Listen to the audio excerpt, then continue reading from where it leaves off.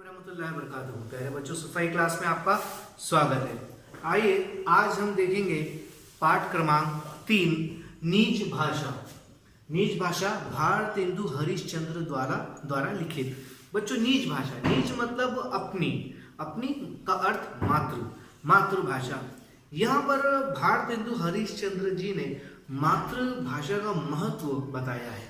बच्चों, उन्होंने मातृभाषा का महत्व, मातृभाषा हमारे लिए अपने विचारों का आदान प्रदान करने के लिए भाषाओं का बड़ा महत्व है।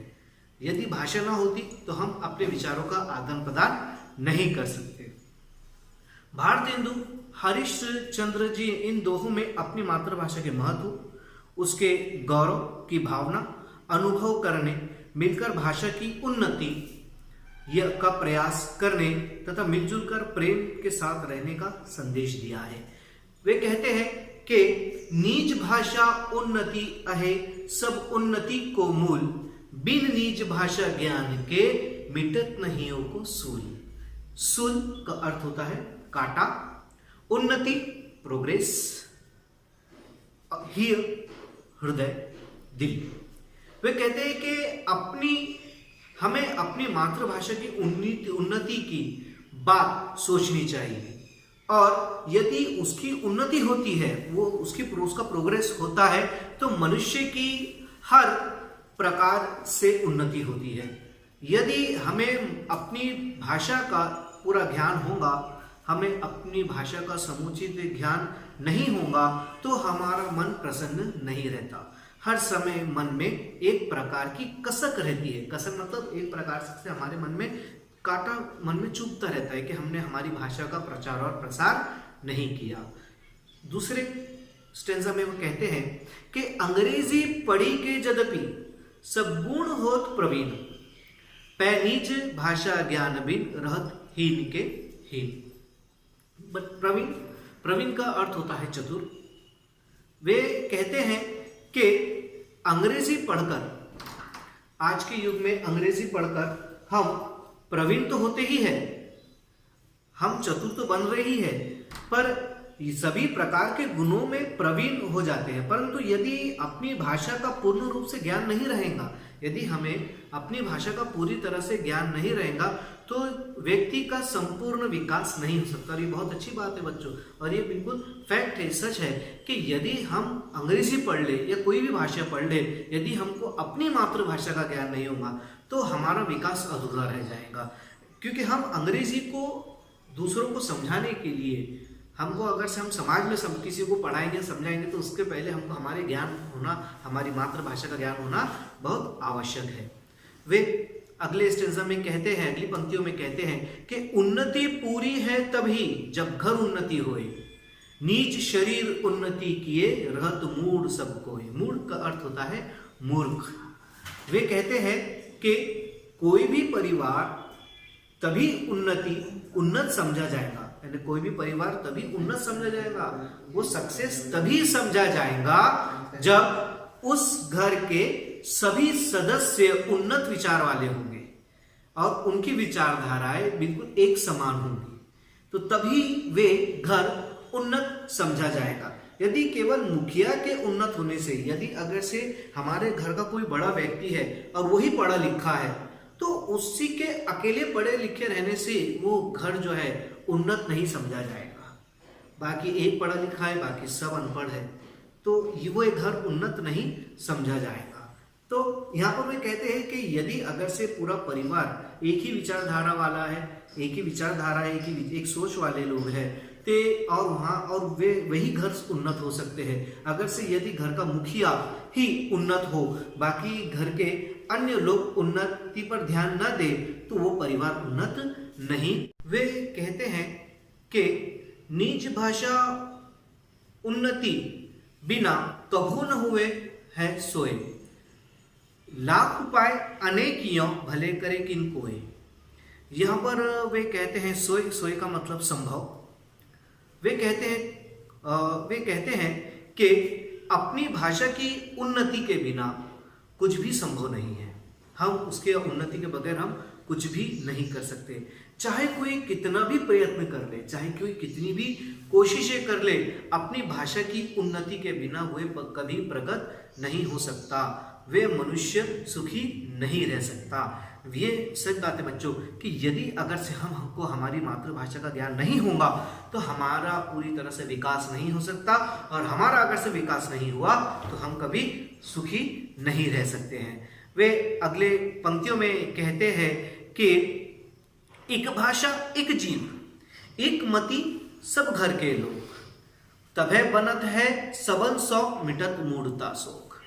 यहाँ पर एक का अर्थ होता है एक, एक का अर्थ होता है एक। वे कहते हैं कि जब किसी परिवार के सभी सदस्य एक ही भाषा का ज्ञान प्राप्त करें, जब सभी भाषा एक ही भाषा का, जब परिवार के सभी सदस्य एक ही भाषा का ज्ञान प्राप्त करें, एक ही भाषा में बात करें, तो बुद्धि का समुचित विकास होता है।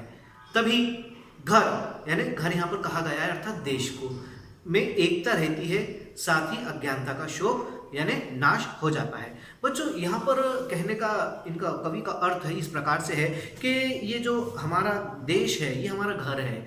यदि हम एक ही भाषा का आपस में वार्तालाप में एक ही भाषा का उपयोग करें तो वे हमको समझने में बहुत आसानी होंगे, और हम क्या कर सकते हैं। और इसमें भाषावाद जो आज सबसे बड़ी गंभीर समस्या है हमारे समाज में, तो ये भाषावाद जल्द से जल्द खत्म हो सकता है। इसका एक ही रास्ता है कि हमने एक भाषा में वार्तालाप करना चाहिए। उसके बाद वो कहते हैं और एक अति लाभ यह या में प्रगट लखात, नीच भाषा में कीजिए जो विद्या की बात। यहां पर इनका अर्थ इस प्रकार से है कि अपनी भाषा की उन्नति का एक अन्य लाभ स्पष्ट है।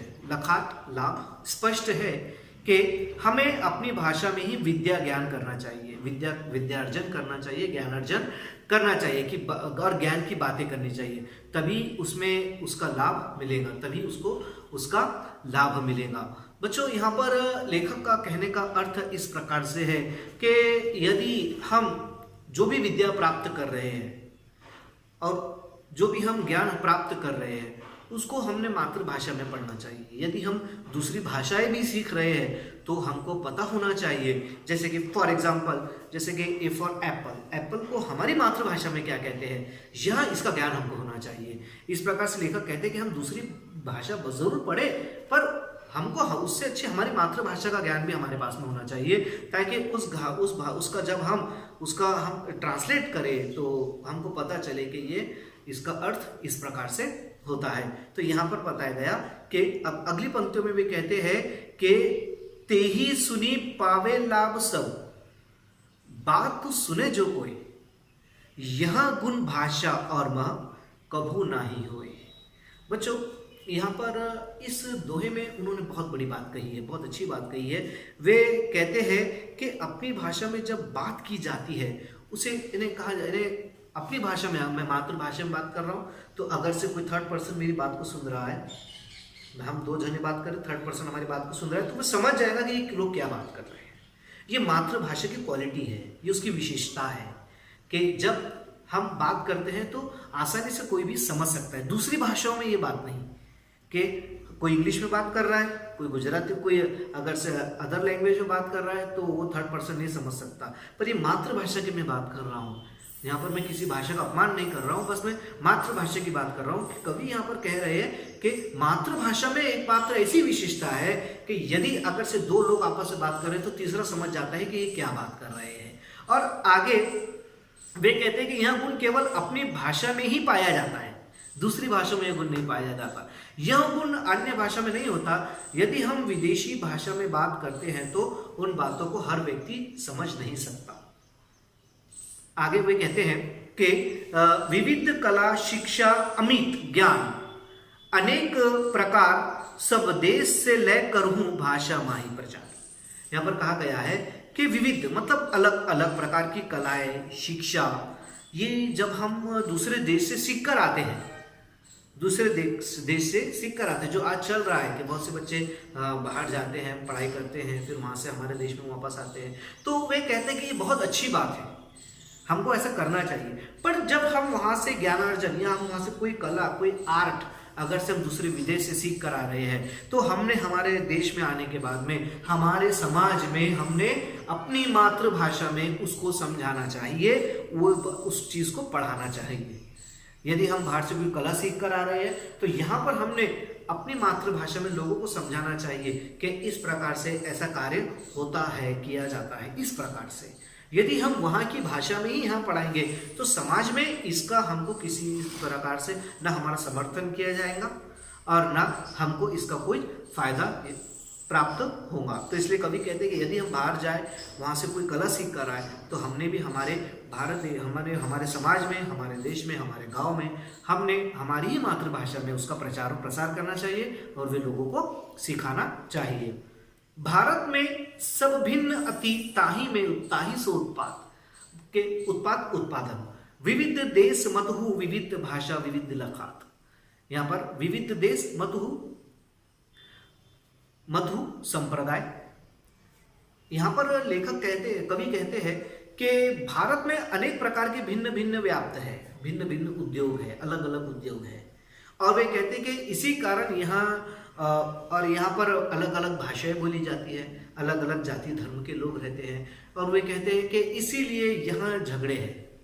यहाँ अनेक प्रांत है, भिन्न धर्म है और भिन्न भाषाएं बोली और लिखी जाती है। बच्चों, आज हमारे देश में सबसे बड़ा जो एक वाद है, पहले तो कई वाद थे, धर्मवाद था, जातिवाद था, रंगवाद, ये हमारे देश में तो नहीं होता है, पर यहाँ पर भाषावाद आज एक वाद हमारे सामने है जो हमारे लिए बहुत समस्या निर्माण करता है, भाषावाद। भाषावाद तो कवि कहता है कि हमको इन वादों को हटाकर एक भाषा को अपनाना चाहिए। बच्चों, तो ये था आज ये हमारा नीच भाषा यानी अपनी मातृभाषा। बच्चों, यहाँ पर कवि ने किसी पर व्यंग नहीं किया है, बल्कि उन्होंने एक मातृभाषा का महत्व बताया है। मातृभाषा हर राज्य की अलग अलग अपनी मातृभाषा है, जैसे हमारी महाराष्ट्र की मराठी मातृभाषा है, यूपी की हिंदी है, इसी प्रकार से गुजरात की गुजराती। तो यहाँ पर उन्होंने मातृभाषा का महत्व समझाते हुए कहा है, यहाँ पर किसी पर उन्होंने व्यंग्य नहीं किया। इसलिए हमको हमारी ही मातृभाषा का प्रचार और प्रसार करना चाहिए। तब तक के लिए अब आएंगे हम नेक्स्ट वीडियो में, तब अस्सलाम वालेकुम वरहमतुल्लाहि बरकातुहू।